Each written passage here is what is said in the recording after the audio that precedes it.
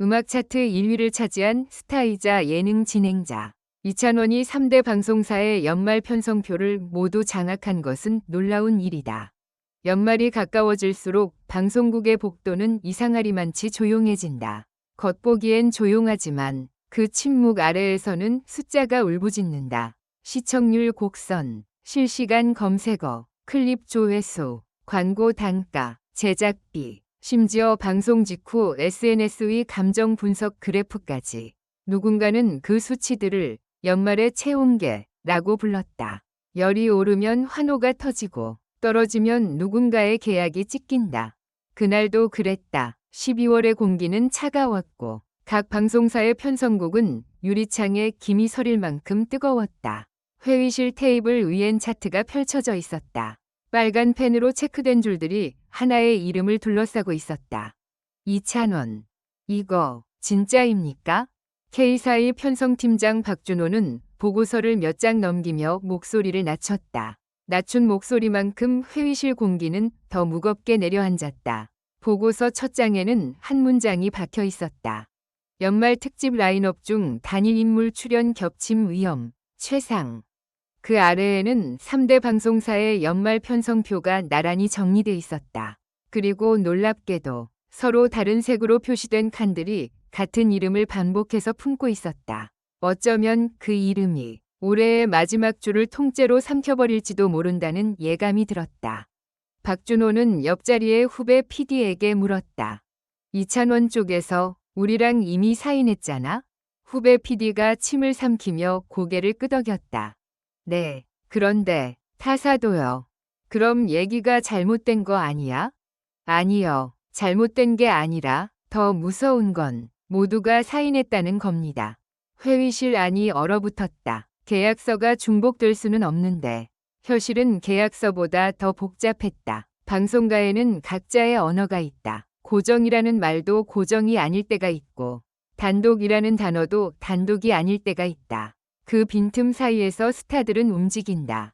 그리고 어떤 스타들은 그 빈틈을 도화지처럼 활용한다. 그 순간 박준호의 머릿속에 하나의 장면이 떠올랐다. 1주 전 새벽 사무실을 나서며 우연히 켜둔 라디오에서 흘러나온 목소리. 감미롭고 따뜻했지만 이상하게도 그는 그 목소리에서 불안을 들었다. 사람을 편안하게 하는 목소리 뒤에 숨은 어떤 결심 같은 것. 그의 귀에 그날의 멘트가 아직 남아 있었다. 올해는 제가 조금 욕심을 내도 될까요? 그때는 그냥 팬서비스라고 생각했다. 그러나 지금 박준호는 그 문장이 마치 예고편 같았다는 걸 깨달았다. S4의 편성국, 같은 시간. 거긴 더 냉혹했다. 벽면에 걸린 대형 모니터에는 경쟁사들의 최신 편성 소식이 자막처럼 지나갔고 화면 아래에는 연말 시청률 목표라는 숫자가 크게 떠 있었다. 책임자 김지혜는 팔짱을 낀 채 모니터를 바라보며 마치 전쟁 지도를 보는 장군처럼 말했다. 이찬원은 단순한 가수가 아니에요. 트로트니까 좋아하는 세대만 본다? 그런 시선으로는 올해 연말 못 가져옵니다. 누군가 조심스럽게 물었다. 그래도 한 사람이 3, 4 연말을 다 잡는 건 욕먹지 않을까요? 김지혜는 고개를 돌렸다. 눈빛이 차갑게 번뜩였다.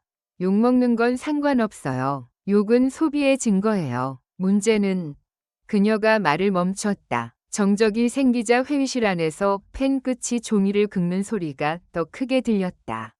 김지혜는 아주 천천히 말을 이어갔다. 문제는 그가 우리 방송에서 가장 빛나야 한다는 거예요. 그녀의 말이 끝나자 회의실에는 유령처럼 한 단어가 떠올랐다. 독점.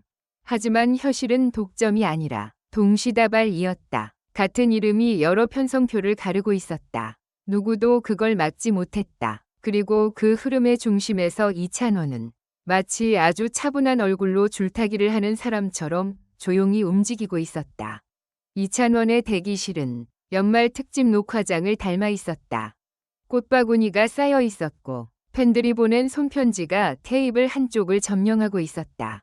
매니저는 휴대폰을 귀에 붙인 채 연신, 네, 확인하겠습니다. 만 반복했다. 스태프들은 복장을 정리하고 마이크 테스트를 했다.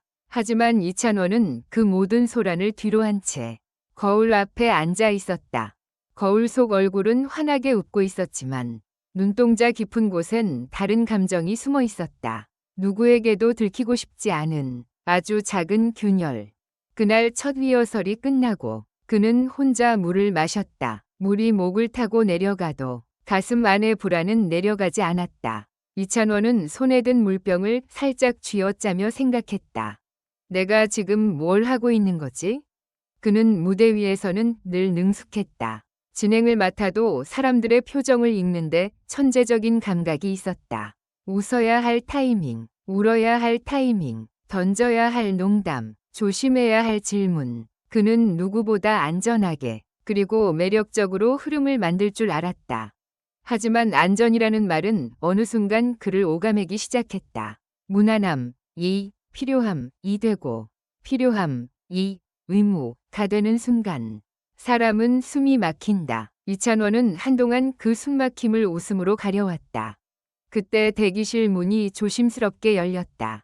익숙한 얼굴이 들어왔다. 그에게 다가온 사람은 연말 특집을 총괄하는 PD였다. 그는 긴장한 미소로 말했다. 찬원 씨, 잠깐 이야기 좀 할 수 있을까요? 이찬원은 미소를 지으며 고개를 끄덕였다. 하지만 속으로는 이미 알고 있었다. 그 이야기의 내용이 무엇인지. PD는 대기실 한쪽에 앉자마자 곧바로 본론을 꺼냈다. 우리 쪽에서요. 다른 방송사 쪽 출연 일정이 겹친다는 이야기가 들어와서요. 이찬원은 물병 뚜껑을 천천히 닫았다. 손끝이 미세하게 떨렸다. 그는 떨림을 숨기기 위해 손을 무릎 위에 올려놓았다. 겹치긴 하죠. 그럼 조정이 필요합니다. 조정, 가능할까요?